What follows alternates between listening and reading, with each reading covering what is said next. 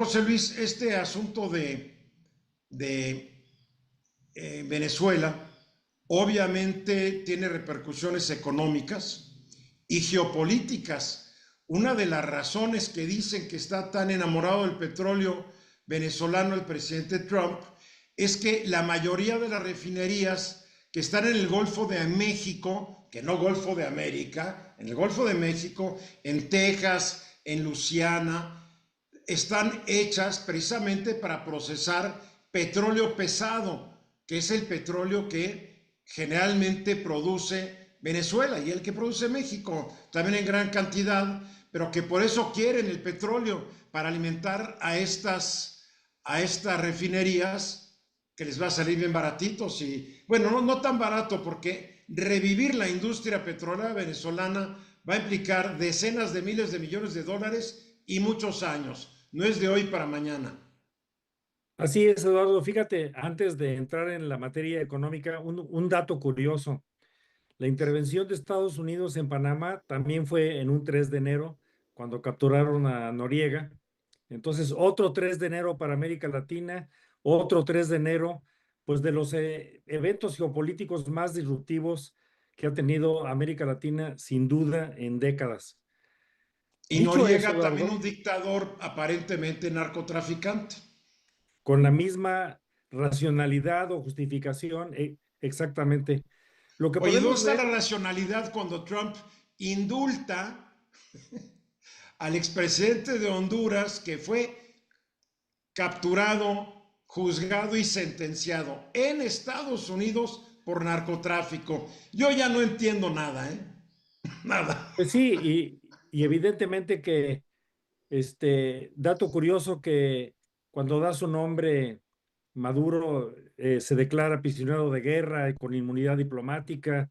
En fin, falta mucho por ver en la parte legal también, como ya se había comentado. Las Y el primeras juez, creo que reacciones el juez, que es económicas, un juez de 92 Eduardo, años, lo mandó al diablo. Le dijo, no me le pregunté su nombre, ¿no? exactamente. Las primeras reacciones, bueno, pues son, yo diría, de una volatilidad contenida. El Dow Jones creció en 1.24%, el S&P 500 creció 0.66%, el Nasdaq 0.88%, y las acciones de las petroleras del sector energético, Eduardo, sí reaccionaron un poco como tú lo estás insinuando, con interés de cómo les puede afectar positivamente la apertura del mercado venezolano. Chevron subió 5,5% su acción, ExxonMobil 2,5%, ConocoPhillips 3,2% y Halliburton arriba del 10%. ¡Wow!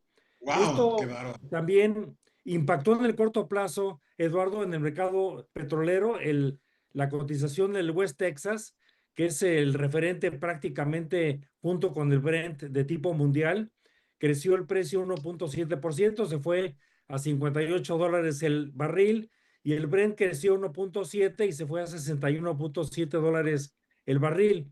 ¿Por qué es importante esto y qué repercusiones puede tener? Pues mira, Eduardo, hay que recordar que Venezuela, como tú lo mencionaste, es el país con las reservas más grandes, más de 300,000 millones de barriles.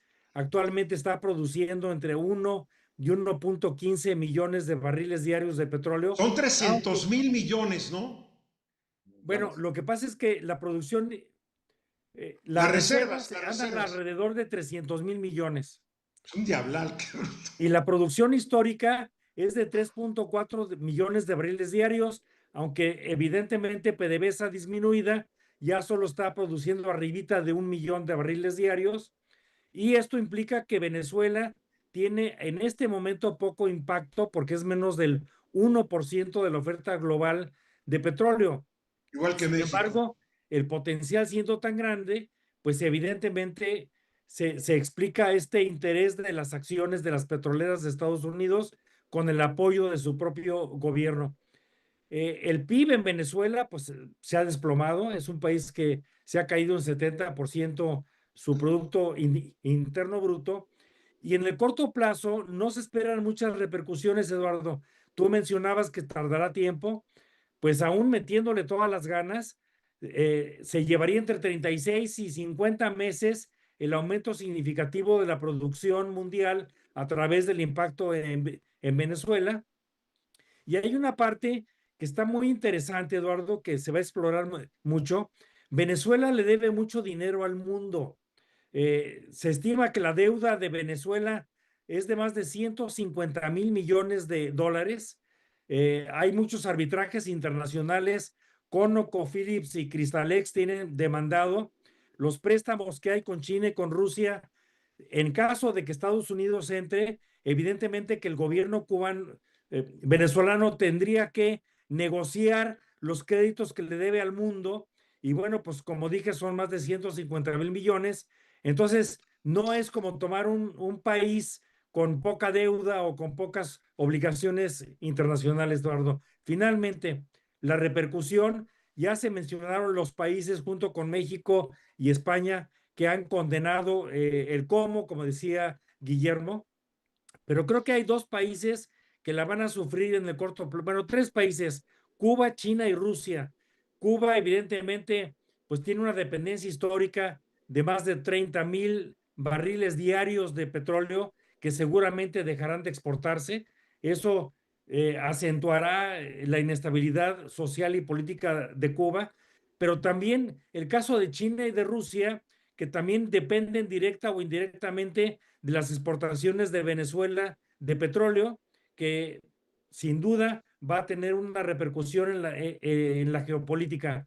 Tú mencionabas la posición que puede tomar China, la posición que puede tomar Rusia respecto a Ucrania, y esta doctrina Monroe 2.0 no creo yo que pueda tener mucho futuro, puesto que aunque ha habido diplomacia para hablar bien de lo que hizo Estados Unidos por varios países de América Latina, creo yo que la doctrina Monroe tiene sus limitantes, sobre todo si China y Rusia toman acciones unilaterales en su zona de influencia, Eduardo.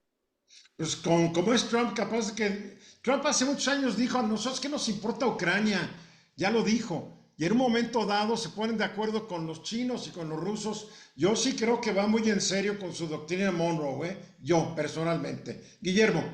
Sí, coincido contigo, porque independientemente del aspecto político regional, Trump seguramente va a buscar ese tipo de acuerdo con Putin en Ucrania, con China en Taiwán, de forma que cada quien tome regionalmente la parte que les corresponde y no se intervengan, porque digamos que tampoco la reacción de China y de Rusia hasta el momento ha sido muy, muy drástica. Por eso hablaba yo hace un rato del pragmatismo político, ¿eh?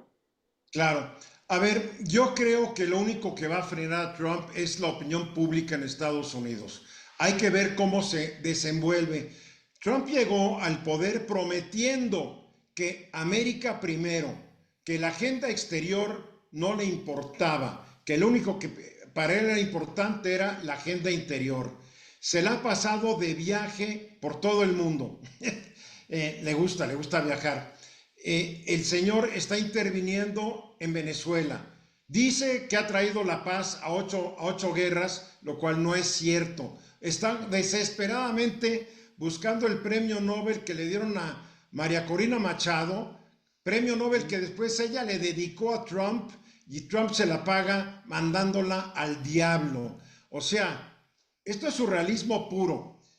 Todo se puede empezar a definir conforme Trump pierda en las elecciones, y todavía falta un buen rato, hasta noviembre, que pierda el control de una de las dos cámaras legislativas, y esa cámara, las nuevas cámaras entrarían en funciones hasta enero del año entrante. O sea que todos son escenarios, y lo que querramos opinar y elucubrar, pues es válido e inválido al mismo tiempo. Para concluir, José Luis. Dinamarca acaba de declarar a Estados Unidos como riesgo de seguridad nacional, pensando en Groenlandia, y a ver qué pasa con el Canal de Panamá. Sí, estamos viendo un neoimperialismo de Estados Unidos. Estados Unidos se hizo fuerte porque es un país imperialista. Se quedó con todo el territorio que era de México, o sea, se quedó con Puerto Rico, se quiso quedar con Cuba, se quiso quedar con las Filipinas, es dueña de un bolón de islas en el Pacífico que nada que ver, es su tradición imperialista. Y Trump es un imperialista. Cuidado con ellos, porque además tiene las fuerzas armadas más fuertes, poderosas y sofisticadas del mundo. Vamos a los mensajes.